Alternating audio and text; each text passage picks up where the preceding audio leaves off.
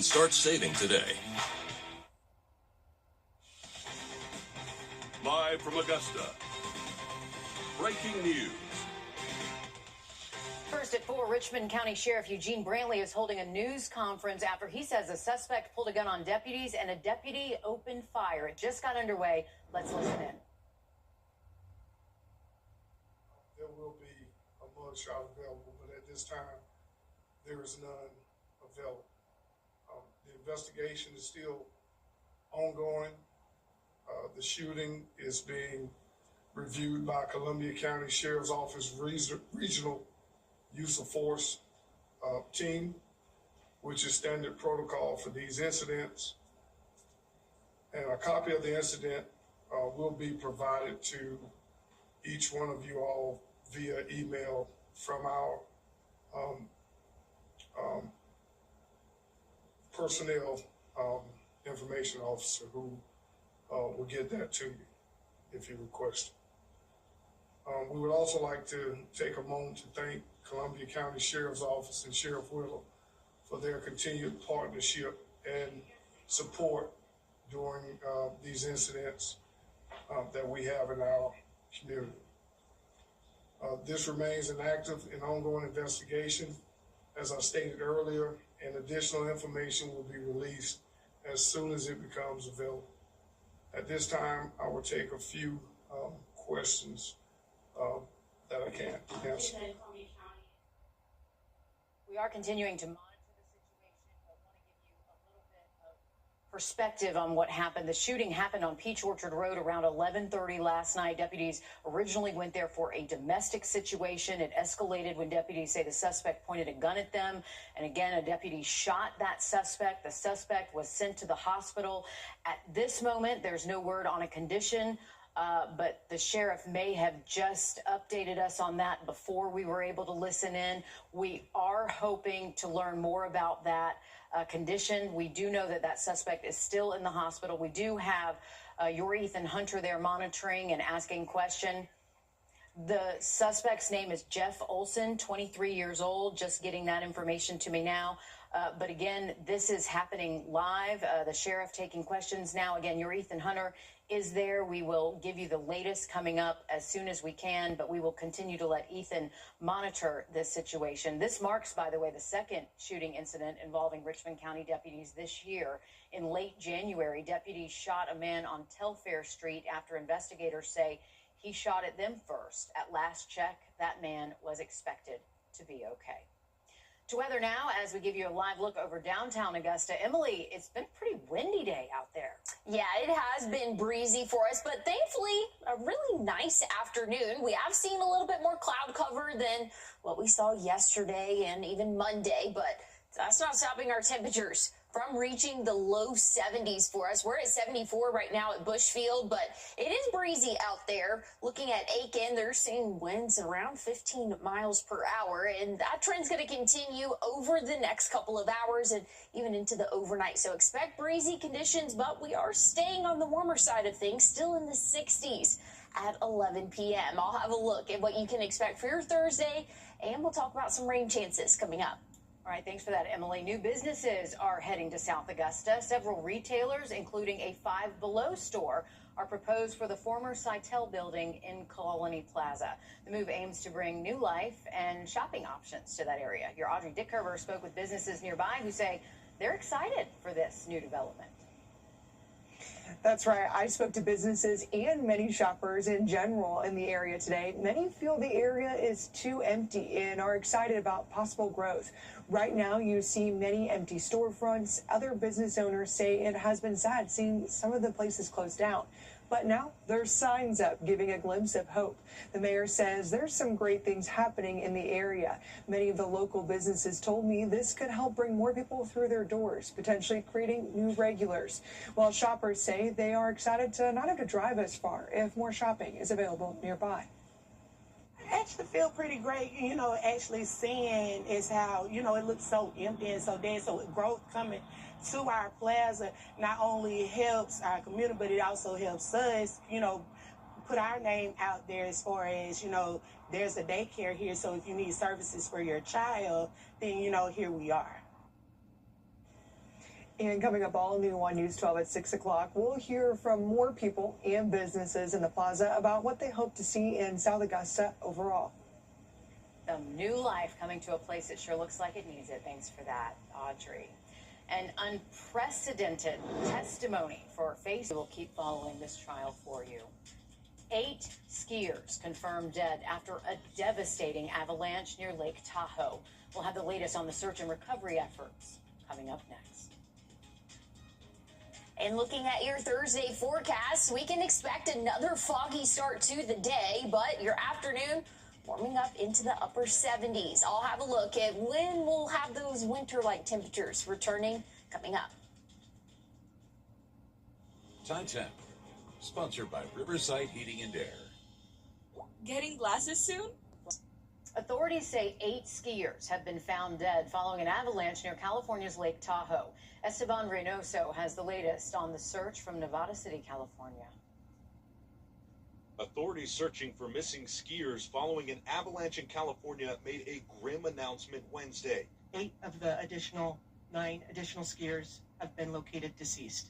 We are still looking for one of the members at this time. The Nevada County Sheriff's Office says they were part of a group of 15 skiers and guides who were on a 3-day trip in the Castle Peak area near Lake Tahoe when intense storms moved in on Tuesday, dumping several feet of snow. It was reported by the individuals that survived that they were attempting to go out as a group, that someone saw the avalanche, yelled avalanche, and then it overtook them rather quickly.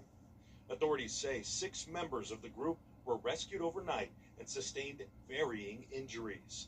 2 of the 6 were not mobile. They could not walk. The area where it happened is known for deep snow and rugged terrain with no trails and no ski patrol. The sheriff's office said because of the conditions, it took several hours to get resources deployed. Lots of snow, gale force winds, making it impossible to see.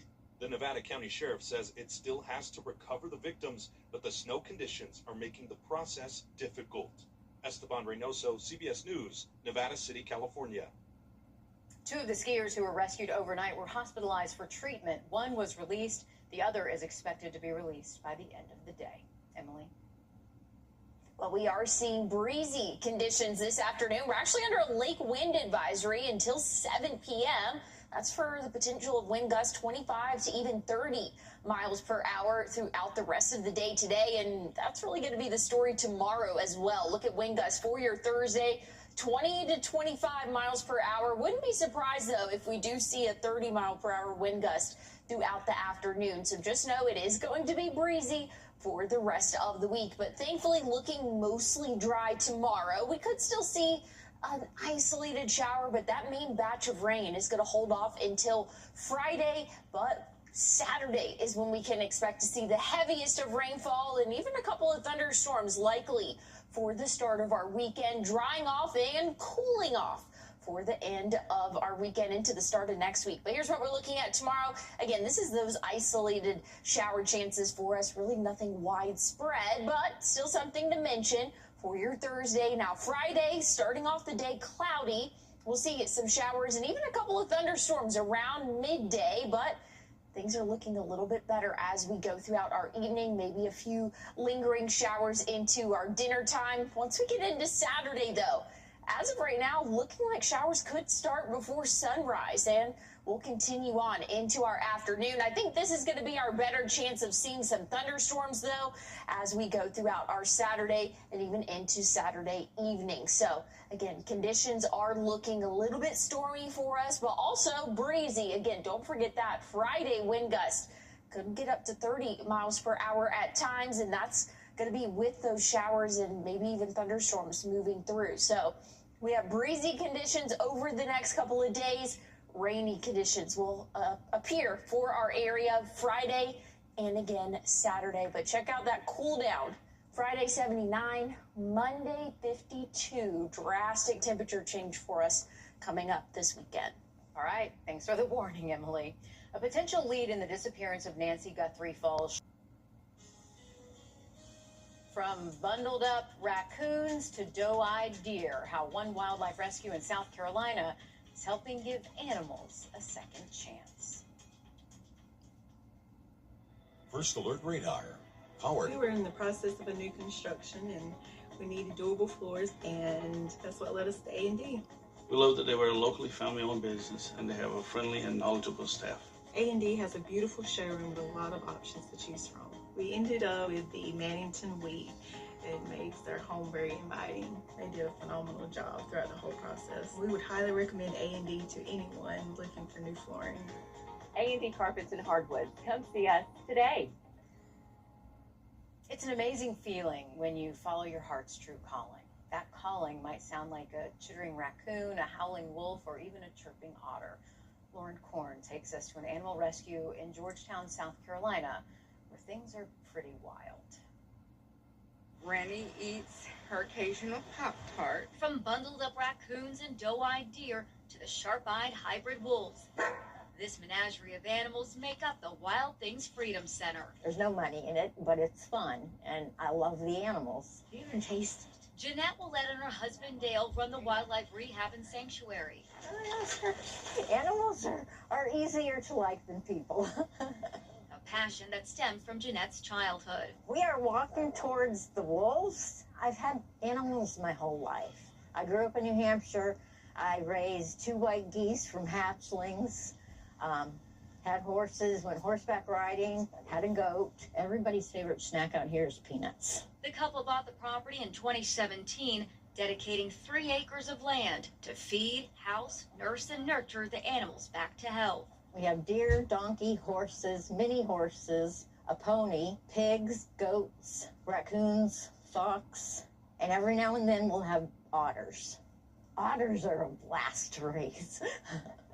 We let them be as wild as they want. But says her heart belongs to the raccoons. Because they have personalities. You just can't beat their personalities. They're smart, they're conniving, they can work together in groups. You want to come in here and take a picture? Jeanette gave us a tour of the farm. This is Itty Bit. Showing off her extended furry family. I have no treats. She knows every name, where they came from, and what makes them special. Summer, the tricolor over there with the white on her, she was found walking on Front Street, Georgetown. All right, what else? The couple also relies on their loyal volunteers. Come here, Wilbur. To help take care of the 130 animals that are on property. Pigs love mud. Which includes prepping meals and feeding them fresh fruits and veggies. I want them to exist and not be killed. You know, and a lot of it's education. We educate the public on how to deal and coexist with wildlife. Because it's really easy once you know how to do it. But you'll hear the coyotes yips, and then you'll hear these guys howl. Even giving us a tip about the clever coyotes. One animal the wildlife rehab cannot accept. When you feed cats off your porch at night, you're using the cats as bait to draw the coyotes. They come in to eat the cats. Plain and simple. He's mad at me. For the Willettes, rescuing animals is not just work, it's a calling. And Jeanette says the real joy comes when you see them thriving. Some of them come in, I'm thinking, I don't think it's going to survive. But, you know, you give them fluids, antibiotic injections, and you keep them warm, and you keep your fingers crossed and check on them like every 2 hours. And then all of a sudden they perk up and they look at you, they start opening their eyes, start moving. It's awesome to see them recover. She's a good girl. You're a good girl. The world needs more people just like her and more farms just like that one. Emily? I agree. The world does need more people because I don't have a heart for that. I don't know if I can do raccoons. But anyways, looking at the visibility tomorrow, we can expect to see some patchy fog again to start off our Thursday morning. I'll have a look at your 7-day forecast coming up. We place our loved ones in a column. Well, looking at the next 7 days, we're in for a little bit of a roller coaster. Temperatures in the upper 70s Thursday, Friday. Then we're going to have those rain chances really building in. We're going to see right around that 60-degree mark Sunday, but really feeling like winter Monday and Tuesday. We're going to see high temperatures only reaching the low 50s, overnight lows getting back below freezing. So a cold start next week. We'll have more on your forecast coming up. I love our new tagline for George Sink Injury Lawyers. Get the goat. What's with all the goats? GOAT, Georgia's outstanding attorney team. After you've been injured in a car crash, call George Sink Injury Lawyers and get the GOAT on your side. Hurt? Call all nines now. Live from Augusta, breaking news. We continue to follow breaking news first at 4. Within the last 30 minutes, we learned the name of a suspect of a Richmond County deputy shot after the sheriff says the suspect pointed a gun at deputies first. At a news conference within the last few minutes, Richmond County Sheriff Eugene Brantley says the suspect is 23-year-old Jeff O'Tyson. Sheriff Brantley says deputies were called to a home on Peach Orchard Road for a domestic incident, and here's what he says happened. Deputy Clark issued multiple verbal comments at this point, ordering Olson to drop the firearm. Olson did not comply with these commands, and instead he moved towards Deputy Clark and at one point raised the rifle towards Deputy Clark. At that time, Deputy Clark discharged his firearm, striking Olson. Brantley says Deputy Kevin Clark shot O'Tyson in the stomach. He's recovering in the hospital. O'Tyson will be booked into the Richmond County Jail when he gets released and will be charged with aggravated assault on a deputy and a gun possession charge. The Columbia County Regional Use of Force Investigation Team is investigating. This marks the second shooting incident involving Richmond County deputies this year. In late January, deputies shot a suspect on Telfair Street after he shot at them first on Telfair Street. At last check, that suspect was expected to be okay. To weather now as we give you a live look outside. A beautiful look over Beach Island, still some cloud cover, Emily, but really not a bad day. At times, kind of chilly. Yeah, well, especially when we have that breeze start to pick up. We've seen wind gusts around 20, even 25 miles per hour today, but overall a beautiful afternoon. Yes, there's cloud cover, but hey, we're still going to be in the 60s at 7 p.m., still seeing the low 60s by 11 p.m. tonight. So that cloud cover is sticking around, but that means we are going to see some foggy conditions again tomorrow morning. So just be aware on your morning commute, might run into some patchy, dense fog, but for your drive home, we're going to be in those upper 70s. Nice and dry tomorrow, but we do have some rain in the forecast to talk about. I'll have a look at when we can expect those showers coming up. Thanks, Emily. First at 4, the children of civil rights activist Jesse Jackson are speaking out for the first time since his death yesterday. Today, they held a news conference where they reflected on his legacy. Jackson died peacefully yesterday morning alongside his family. His death follows his struggle with a rare brain disease. Jackson led the civil rights movement after Dr. Martin Luther King Jr.'s assassination. He fought for justice and equality for underrepresented. Jackson also ran for president in 1984 and 1988. Emotions were high today as his children spoke about him. My father comes up from the Jim Crow South. Yes. In his lifetime, he was arrested trying to visit a public library. My father grew up in a part of the country where there were segregated water fountains and segregated graveyards. So let's not measure the man by where he ended, but think about where he had to start.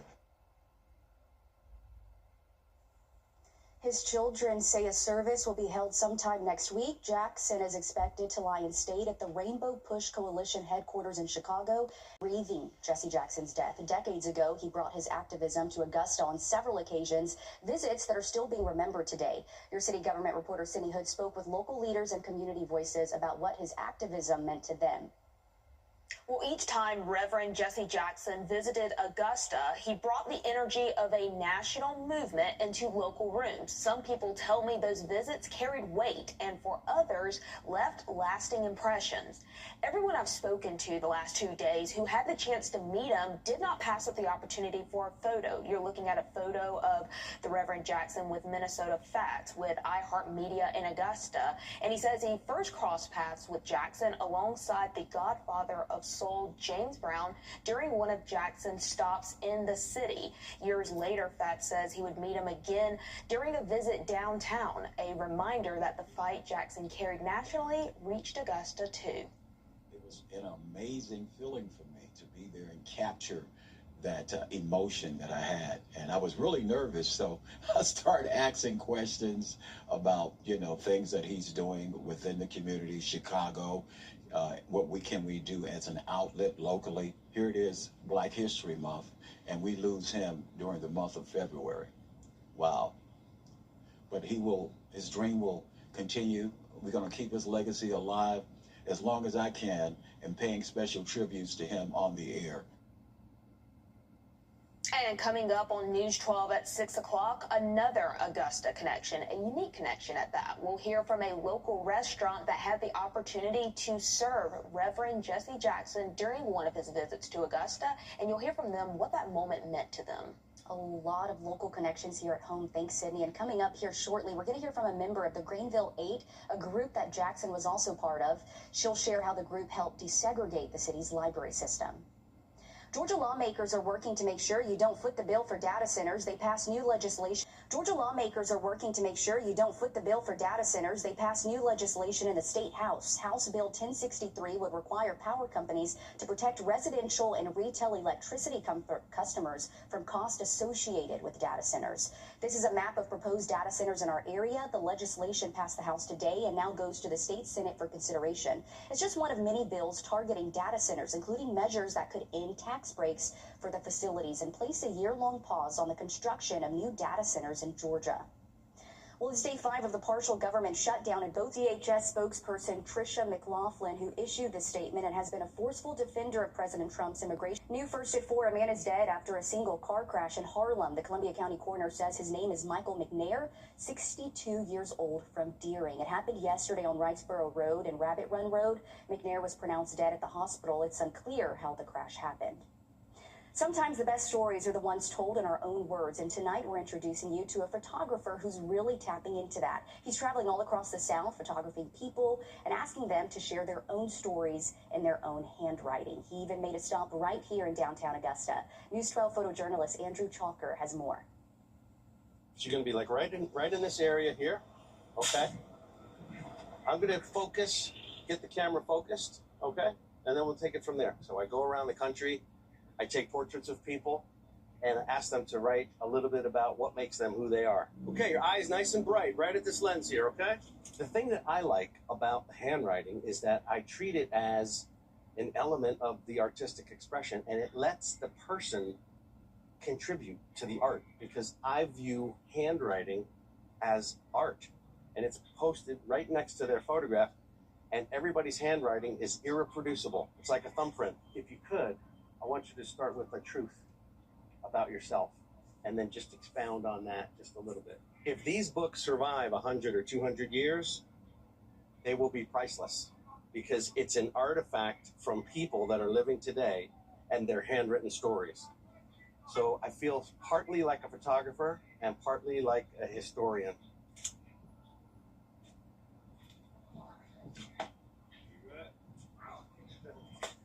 Awesome picture. All right, step into my office. There's no greater joy that I feel versus, being out here on the street meeting people. And I like to create this so other people can enjoy it.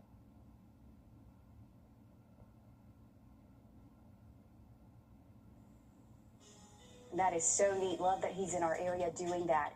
Well, before he was a national figure, Jesse Jackson fought for change in his own backyard. Coming up, we'll hear from a member of the Greenville 8 about how they help desegregate the city's library system.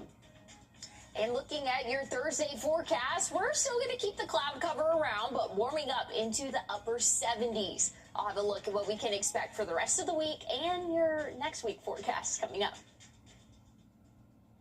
I'm John Morgan of Morgan & Morgan. Why should you hire him? Now, your First Alert weather with meteorologist Emily Acton. Well, we're seeing breezy conditions, but a beautiful afternoon for us here in the CSRA. We're under a lake wind advisory until 7 p.m. tonight, and would not be surprised if that's the story again tomorrow. So we can expect to see wind gusts pretty breezy for our Thursday, anywhere from 20 to 25 miles per hour and potentially even up to 30 in some spots. So just know we are going to have another breezy afternoon in store, and it is still going to continue into the end of the work week. Here's a look at those rain chances over the next 7 days. You can see we're going to have a couple of chances of showers tomorrow. Very isolated hit or miss, very quick passing showers. Now Friday, we can expect to see a weak line of showers, maybe even a couple of thunderstorms for midday. And same can be said Saturday, just a little bit more heightened with the rain total for the start of our weekend. But here's tomorrow, again, very isolated, very few showers potentially. But once we get into Friday, starting off overcast, but those showers will move in around midday. And again, we could even see a couple of thunderstorms as well once we get into the afternoon, starting to move out of our area. And for the evening, we are looking mostly dry. But here's Saturday morning. Overcast sky conditions. We're already seeing some rainfall before sunrise, but we're going to see those showers and thunderstorms for the first half of the day, and that could even lead into the early afternoon as well. I do think Saturday we're going to have the better chance of seeing some thunderstorms, but everything is expected to be below severe limits. When it's all said and done, we'll get close to an inch in some spots for us. So not a big rainmaker over the next couple of days, but anything will help our drought conditions that we are seeing right now. But like I said, breezy conditions expected tomorrow and again Friday. Friday wind gusts up to 30 miles per hour. So I'm anticipating that lake wind advisory to get extended into the end of our work week and even potentially into Saturday. But breezy conditions calming down a little bit though for the Friday evening. And for your Saturday, we are going to track those rain chances again, but a big cool down for us starting next week. Check it out Monday, high temperature 52, and we're going to see those morning lows below freezing starting next week. Thanks, Emily. Pioneering civil rights leader Jesse Jackson began it. New data shows how often predators are trying to target kids. Coming up, what parents need to know to protect their children next. So I've heard Fisher Investments is a fiduciary. News 12 on your side.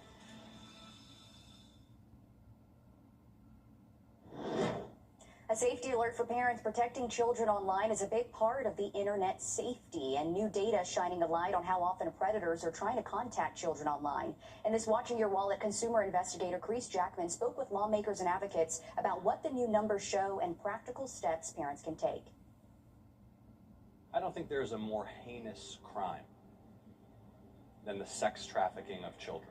Georgia Democratic Senator John Ossoff helped lead the Bipartisan Reports Act, a law that requires certain online platforms to report suspected child sex trafficking and online enticement to the National Center for Missing and Exploited Children, or NCMEC, which operates the cyber tip line. I know every parent across the country, frankly, is terrified about what can happen to kids on the internet. Ossoff says the law triggered a spike in reports to the tip line.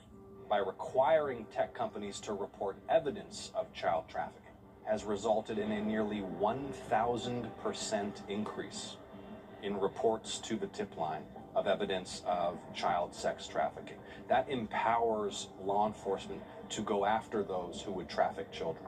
NCMEC also tracks online enticement when someone tries to lure a child online into sexual acts. NCMEC says those reports jumped 77% in a recent 6-month comparison. Yoda Soros serves as Chief Legal Officer at NCMEC. But what the Report Act really did is it actualized what our team knew was happening online. So now we are actually getting that information. We're getting that vital analytical information. What tips or recommendations would you encourage parents to know about? If anything makes them uncomfortable, if they feel like somebody is interacting with them online, if they said or did something online that they now regret or feel uncomfortable with, but the child knowing that they can come to an adult, that they can get help. We all need to collectively be able to protect children from this. With this Watching Your Wallet, I'm Chris Jackman.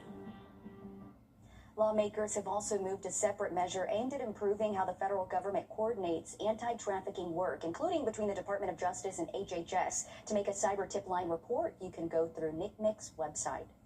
To sports now, where Augusta and USCA's men's basketball have been consistent when it comes to appearing in the Peach Belt Conference tournament. This season, a long-running streak could end, Alyssa. Yeah, it is extremely rare to not have both.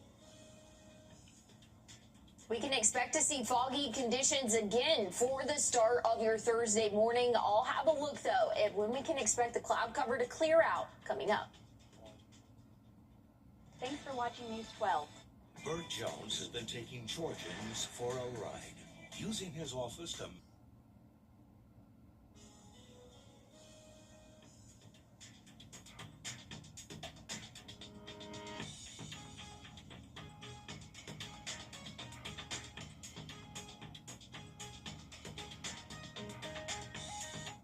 We can expect to see breezy conditions continue into our Thursday and Friday. Friday, we're going to see some showers, maybe even a couple of thunderstorms for us, but the best chance of seeing some more heavier rainfall, that will come Saturday, lasting into the early afternoon. But a big cool down in store for us Sunday. High temperature only reaching that 60-degree mark, and then we're going to see the low 50s for the start of the work week next week. So we've got rain and breezy conditions the next couple of days, but cooling down next week. I'll have more on your forecast coming up. Aging up. Live from Augusta. Breaking news. We continue to follow breaking news live.